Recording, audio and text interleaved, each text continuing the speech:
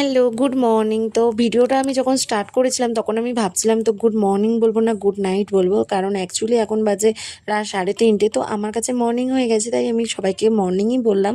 তো চলো, আমি ফ্রেশ ট্রেশ হয়ে একদম রেডি হয়ে চলে এসেছি প্ল্যাটফর্ম। তো আজকে আমি একটু যাব হাওড়া বাবার সাথে। তো কী কারণে যাব না, আমি দোকানের কিছু জিনিস কেনাকাটি করবে বাবা, তো বাবার সঙ্গে ওই কারণেই আমি যাব।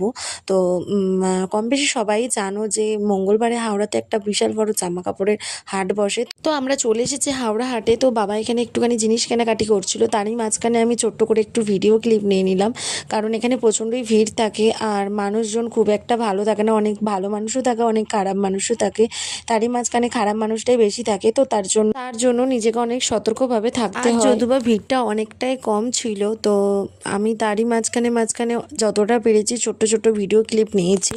তো আমাদের জিনিসপত্র কেনাকাটি কমপ্লিট হয়ে গেছে। তো অনেকটাই বেলা হয়ে গেছে। এখানে আমি হাওড়া ব্রিজ আর ট্রেন দেখতে দেখতে আমি চললাম স্টেশনের দিকে। তো আমরা যা কেনাকাটা করেছিলাম ইনি নিয়ে যাচ্ছিলেন মাথায় করে। তো চলো, আমার ভিডিও যদি ভালো লেগে থাকে অবশ্যই লাইক কমেন্ট শেয়ার। বাট অনেক কষ্ট হচ্ছিলো রোদের মধ্যে। Bye bye.